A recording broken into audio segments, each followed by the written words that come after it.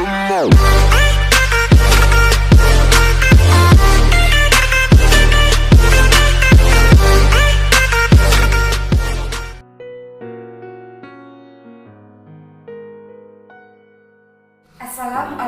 warahmatullahi wabarakatuh. Semangat pagi anak-anakku yang Buri sayangi dan Buri banggakan.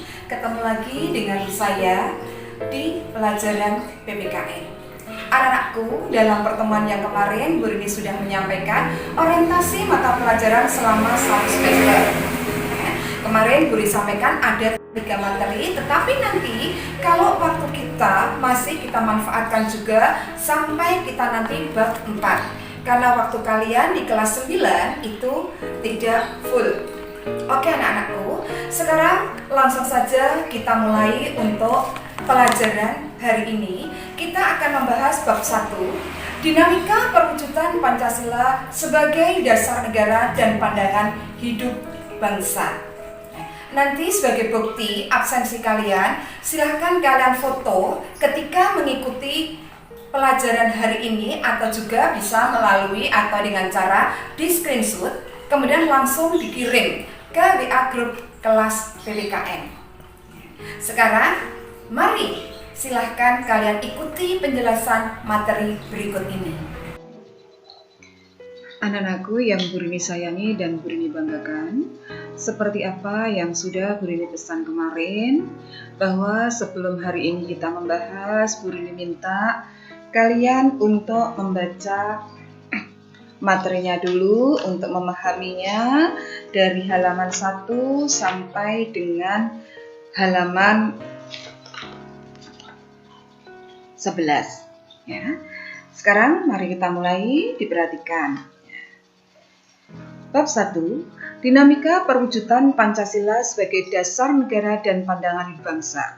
Dalam mempelajari bab 1 ini nantinya diharapkan kalian akan bisa untuk di dalam pengetahuan kalian dapat membandingkan antara peristiwa dan dinamika yang terjadi di masyarakat dengan praktek ideal Pancasila sebagai dasar negara dan pandangan hidup bangsa. Sedangkan di dalam aspek keterampilan kalian diharapkan mampu untuk merancang dan melakukan penelitian sederhana tentang peristiwa dan dinamika yang terjadi di masyarakat terkait penerapan Pancasila sebagai dasar negara dan pandangan hidup bangsa. Nanti nilai untuk pengetahuan itu bisa, kemarin saya sampaikan, bisa nilai ulangan harian, kemudian penugasan. Begitu juga untuk nilai keterampilan bisa dari penugasan. Oke, sekarang kita lanjut. Ya. Penerapan Pancasila dari masa ke masa. Kedudukan Pancasila sebagai dasar negara dan pandangan hidup bangsa yang telah disepakati oleh seluruh bangsa Indonesia dalam pelaksanaan ataupun perwujudannya dari masa ke masa banyak mengalami pasang surut. Maksudnya, kadangkala Pancasila itu diterapkan dengan baik, tapi kadangkala ada atau terdapat penyelewengan terhadap Pancasila. Yang tercatat dalam sejarah bangsa kita pernah ada upaya untuk menggantikan Pancasila sebagai dasar negara dan pandangan hidup bangsa dengan ideologi lain. Tetapi semua itu dapat digagalkan oleh bangsa Indonesia sendiri. Meskipun demikian, tidak berarti ancaman terhadap Pancasila sebagai dasar negara dan pandangan hidup bangsa sudah berakhir. Bangsa Indonesia masih menghadapi adanya tantangan di mana masa kini dan masa depan yang terjadi dalam perkembangan masyarakat Indonesia di dunia internasional dapat menjadi ancaman terhadap nilai-nilai Pancasila sebagai dasar negara dan pandangan hidup bangsa sudah berakhir.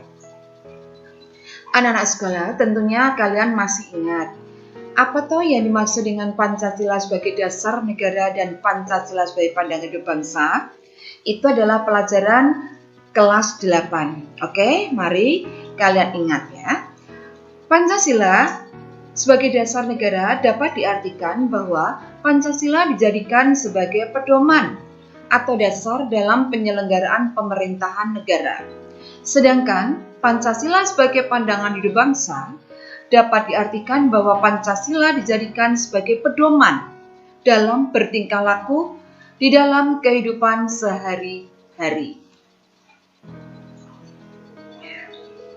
Anak-anakku, penerapan atau perwujudan Pancasila sebagai dasar negara dan pandangan hidup bangsa dari masa ke masa terbagi dalam 4 masa, yaitu yang pertama di awal kemerdekaan atau masa awal kemerdekaan dari tahun 1945 sampai dengan 1959. Yang kedua, masa Orde Lama tahun 1959 sampai dengan 1966.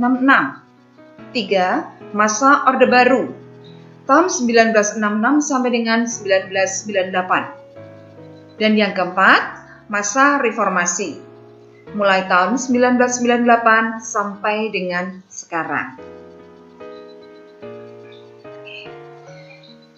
Di masa awal kemerdekaan pada tahun 1945 sampai dengan 1959. Di masa periode ini, penerapan atau perwujudan nilai-nilai Pancasila sebagai dasar negara maupun sebagai pandangan hidup bangsa menghadapi berbagai masalah.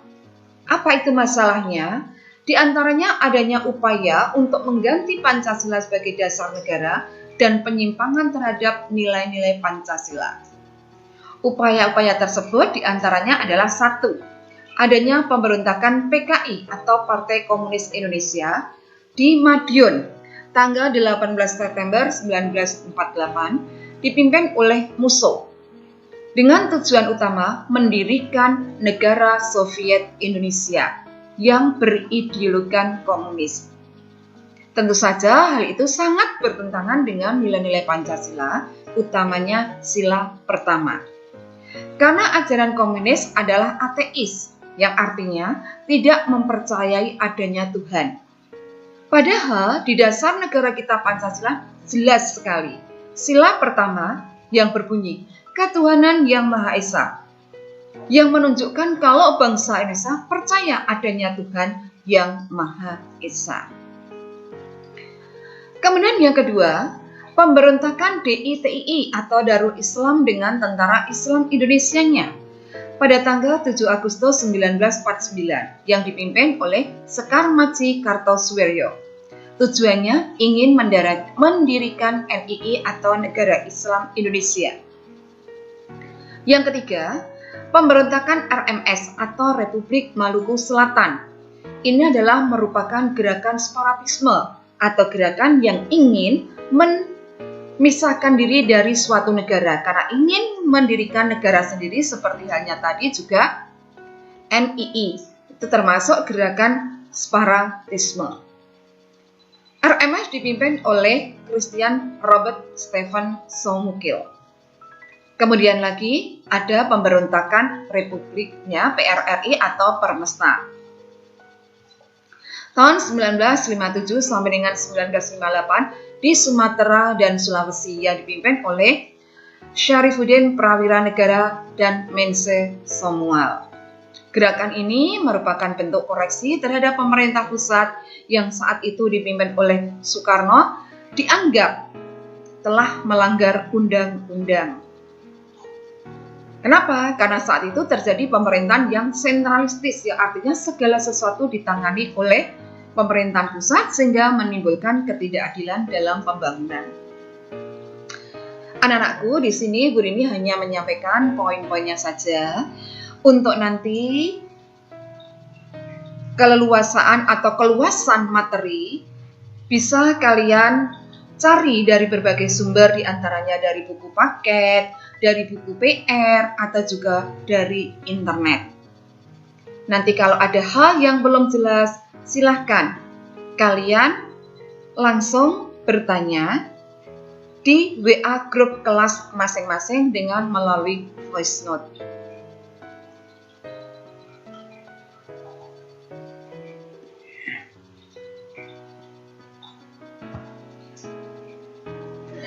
Kemudian yang kelima adalah APRA, Angkatan Perang Ratu Adil, pada tanggal 15 Januari 1949, yang didirikan oleh Kapten KNIL Raymond Westerling. Ya, ini adalah Kapten KNIL itu tentara Belanda ya, yang berusaha mempertahankan negara federasi yang dibentuk oleh Belanda untuk melawan NKRI yang dipimpin oleh Soekarno-Hatta. Kemudian yang keenam, perubahan bentuk negara dari RIS menjadi NKRI, di mana saat itu yang berlaku adalah Konstitusi UUDS 1950. Pada tahun itu, kita juga berhasil melaksanakan pemilu yang pertama tahun 1955 dengan menghasilkan Badan Konstituante, yaitu badan yang bertugas membentuk undang-undang dasar. Tapi sayangnya, dalam melaksanakan tugasnya, Badan Konstituante tidak berhasil. Karena sehingga menimbulkan terjadinya krisis politik, ekonomi, dan keamanan.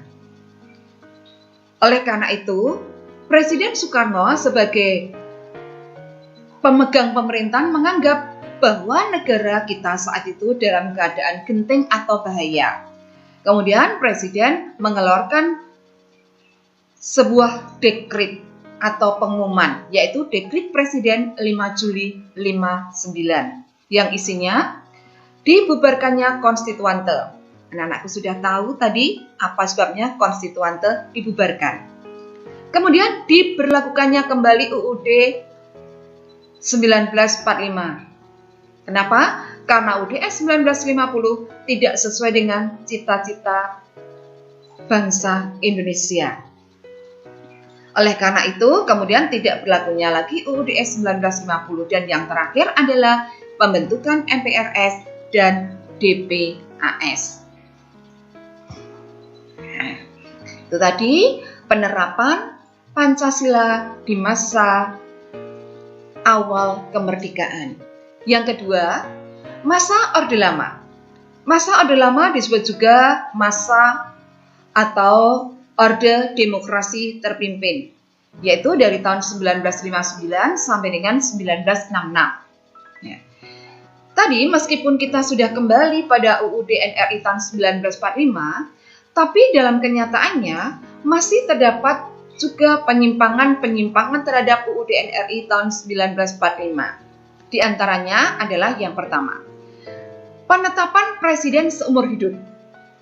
Yang kedua, presiden membubarkan DPR hasil pemilu tahun 1955. 3. Presiden membentuk MPRS yang urutannya terdiri dari DPR GR, utusan daerah ya, yang diangkat dan diberhentikan oleh presiden. Kemudian pada puncaknya di masa Orde Lama ini terjadi pemberontakan G30 SPKI. Jadi terjadi pemberontakan PKI untuk yang kedua kali, sehingga pada masa itu banyak jenderal-jenderal yang terbunuh. Jenderal-jenderal yang terbunuh pada peristiwa pemberontakan G30 SPKI dikenal dengan nama pahlawan revolusi. Memasuki Orde Baru. Orde Baru dimulai dari tahun 1966 sampai dengan 1998. Pada tahun 1966, PKI dibubarkan dan dinyatakan sebagai organisasi yang terlarang. Kalian tahu apa alasannya? Sebagai organisasi yang terlarang karena tadi berpahamkan ateis. Kemudian lanjut. Yang kedua, TAP MPRS nomor 33 MPRS tahun 63 mencabut kekuasaan pemerintah dari Presiden Soekarno dan mengangkat Soeharto sebagai pejabat presiden, hingga nantinya dilaksanakan pemilu. Lanjut, tahun 1966 sampai dengan 1968, Jenderal Soeharto dipimpin menjadi Presiden Republik Indonesia. Maaf, itu tertulis Soeharto, yang benar adalah Soeharto. Ya, maaf sudah tua jarinya cenunul. Kemudian lanjutnya, di tahun ini negara kita memasuki era baru, ya, dimulai tahun 66 negara kita memasuki era baru yang disebut dengan Orde Baru.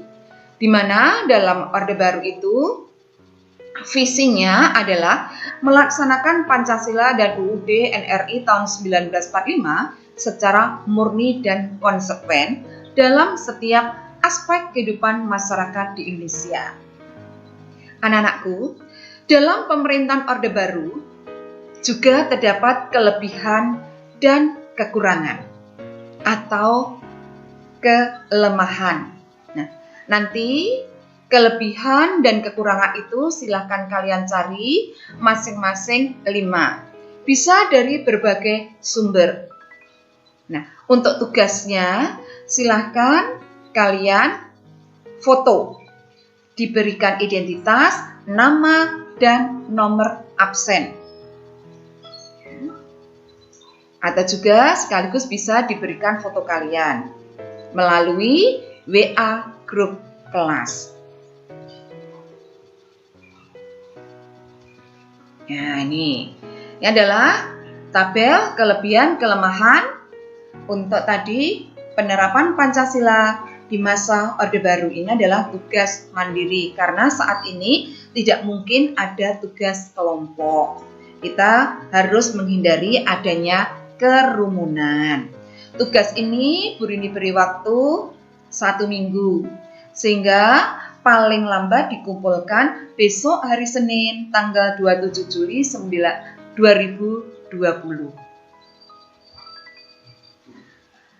Memasuki masa yang keempat adalah masa reformasi yang dimulai dari tahun 1998 sampai dengan sekarang. Di mana pada masa ini penerapan Pancasila tidak lagi dihadapkan pada ancaman pemberontakan-pemberontakan yang ingin menggantikan Pancasila dengan ideologi lain. Tetapi lebih dihadapkan pada kondisi masyarakat yang diwarnai oleh kehidupan yang serba bebas dan memiliki, di mana kehidupan yang bebas itu memiliki dampak baik positif maupun negatif.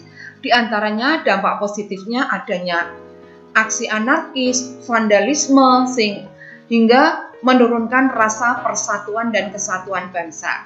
Sedangkan di antara contoh positifnya itu adalah semakin adanya kebebasan untuk berkreasi, ya, meningkatkan ilmu pengetahuan.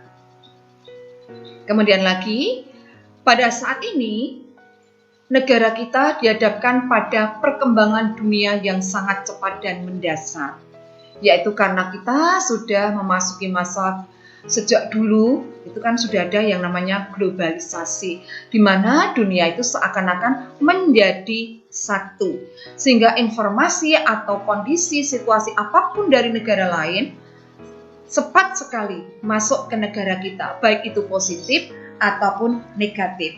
Oleh karena itu, anak-anakku semua, kita harus siap dan waspada untuk menghadapi, ya, ataupun menanggulangi penyusupan ideologi lain yang tidak sesuai dengan Pancasila. Ya. Karena apa? Karena sebagian besar bangsa kita termasuk masyarakat berkembang. Ya. Hal itu sudah dijelaskan di dalam cita-cita bangsa dan negara Indonesia dalam mewujudkan masyarakat Indonesia yang adil dan makmur berdasarkan Pancasila dan Undang-Undang Dasar Negara Republik Indonesia tahun 1945. Itu harus selalu menjadi semangat untuk mencapainya.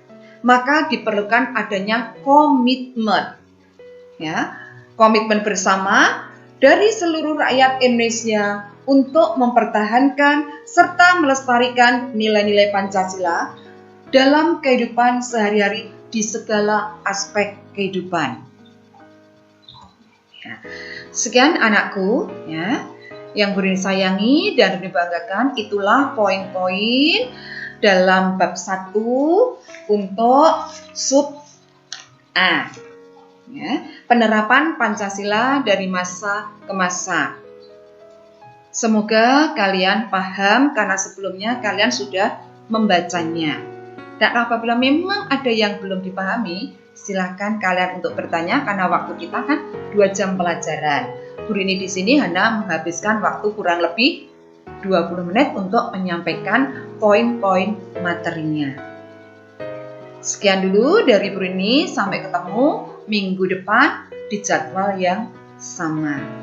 Oke, billahi taufik wal hidayah. Wassalamualaikum warahmatullahi wabarakatuh. Semangat belajar, tetap patuhi protokol kesehatan.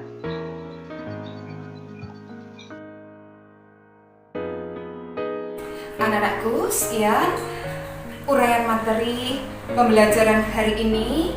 Tadi Burni sampaikan yang poin-poin saja. Untuk materi yang luasnya silahkan kalian baca dari atau cari dari berbagai sumber.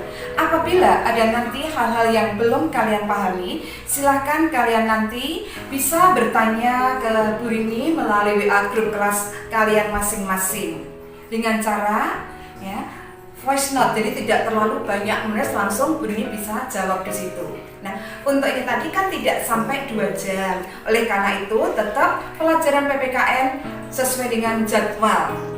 Ya, jadi nanti kalian setelah mengikuti uraian materi ini, kalian bisa untuk mengerjakan tugas-tugasnya.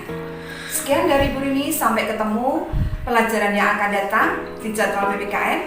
Bila taufiq wal hidayah, wassalamualaikum warahmatullahi wabarakatuh.